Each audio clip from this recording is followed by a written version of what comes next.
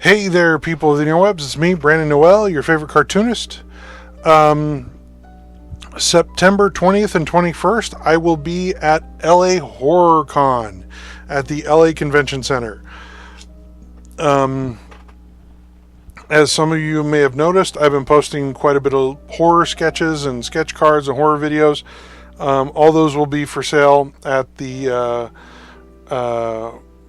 convention. But I do have a special HorrorCon exclusive, and that is a bookmark. Double-sided. I thought I would take the time and just do a small little print run of the bookmark, or a horror-themed bookmark. It's going to be double-sided, and I thought, well, the first side should really focus on kind of the universal monsters. So yeah, at the top I have Frankenstein's monster, Dracula, Wolfman, kind of the classic universal trio. The Mummy is in the background. The Gill Man, you can see his arm coming out of a cat, not a casket, but coming out of the shadows. And I thought, okay, what's a good contrast for these iconic, classic monsters? And my mind went straight to Scooby-Doo. I love Scooby-Doo. I am a huge fan of Scooby and the Gang. So I put Shaggy and Scooby front and center, and then I threw the Boo Brothers also in the background. And for the diehard Scooby fans, you'll notice that Shaggy's wearing a red t-shirt. Some of you might be thinking, well, that's wrong. Why the red t-shirt? Well, there was a period of Scooby-Doo history in the 80s where Shaggy wore a red t-shirt. And more often than not, in the red t-shirt era, Shaggy and Scooby and Scrappy-Doo encountered real monsters. This is Scooby-Doo and the Reluctant Werewolf. This is the Ghoul School era, the Boo Brothers. So typically, and I know they've done stuff where, like Zombie Island, where it is green shirt Shaggy encountering real entities and real threats. But I've always enjoyed the idea that the red shirt universe, because Scooby is there's a multiverse within Scooby-Doo, that the red shirt Shaggy and Scooby, they're the ones that actually encounter the real stuff. They're the ones that have to deal with the real nightmares and the 13 ghosts of Scooby-Doo and the true horrors. And he has dealt with Dracula in the past. He flat out beat him in a wacky race thing. So if I was going to put the most iconic horror movie monsters in their most iconic form, I felt that the red shirt Shaggy was the appropriate foil for the iconic Universal monsters. So, and you also notice I did sneak in the background a small reference to Pennywise, the creature from It. Just a small little, when these things are shrunken down, it's hardly noticeable.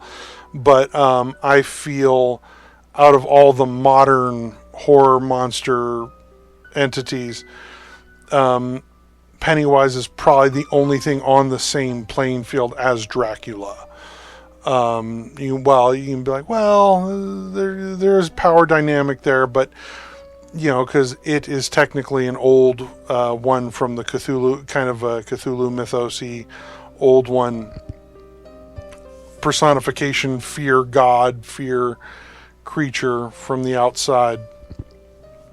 But Dracula is, I think, on the same kind of power level when you go to the novels, and he can turn to mist and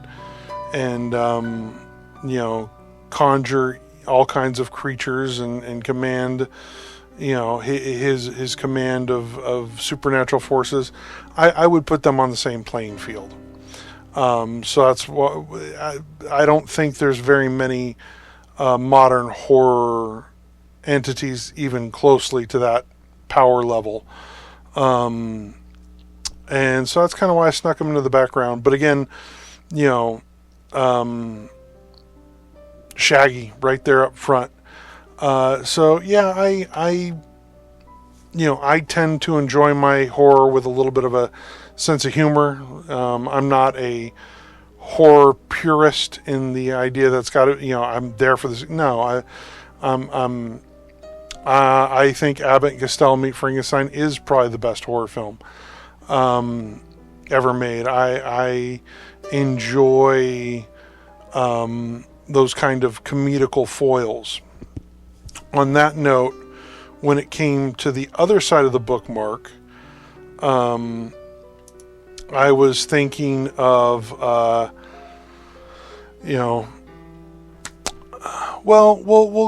I'll split this up into two videos. No, we'll just keep going. We'll keep going. There's a train of thought here.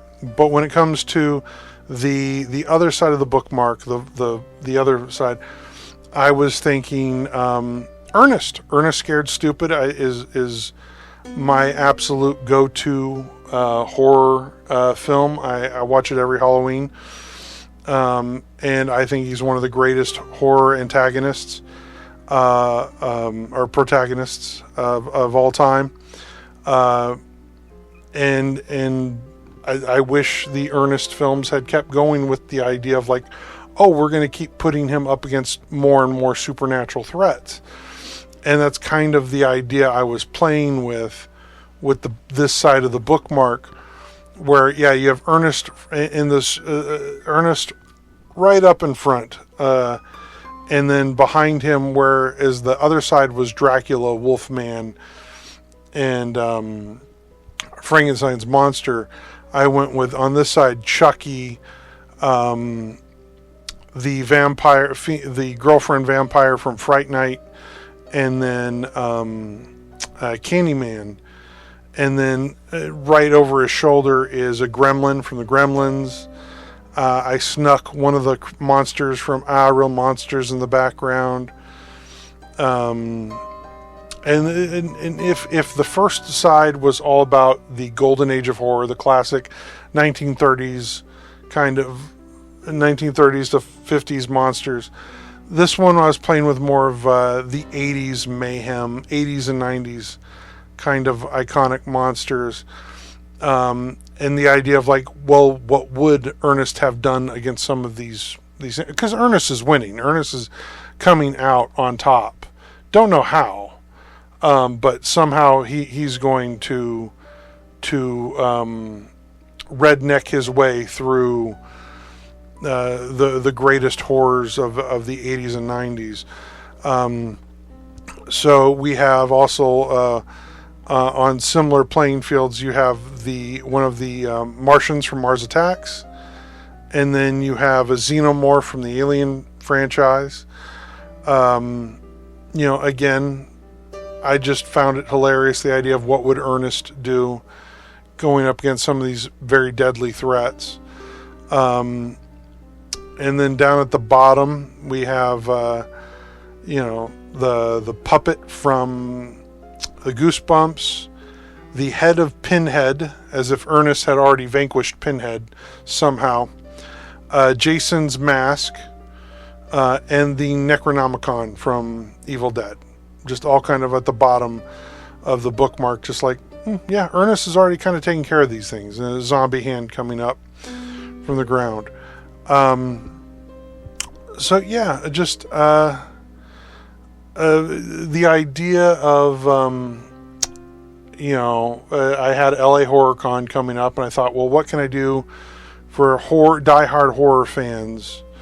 And I thought this would be a fun little, like, okay, the special edition, limited edition, just for Horror Con bookmark with, two iconic horror heroes and a bunch of iconic horror villains in the background. So yeah, I had fun with this. I probably could have squeezed a couple more horror icons in the back. But I did more with the Ernest side than I did with the Scooby-Doo side, and I thought, well, that's fair enough. Bookmark is only so wide and so long, you can't get everyone in there. But I went with kind of, some darker. If the first side is, more lighter fare, the flip side would be darker characters, with and the idea I've always just wondered, like, if they had kept, because the Ernest movies does the one horror movie, and then we get the Christmas movie, and then it just keeps going on with more and more adventures, never acknowledging A, any continuity between the films, but B, the idea of, like, Ernest is an idiot, but he also saved the world against some of the greatest monsters. Like, we should kind of follow up with this as a modern day. It could have been a modern Abbott and Costello meets Frankenstein, as far as, like, what's the next monster, what's the next thing that Ernest is going to have to deal with. So with that said, hope you enjoy this video. Hope you enjoyed kind of my take on some of these iconic horror characters, and hope to see you at LA Horror Con.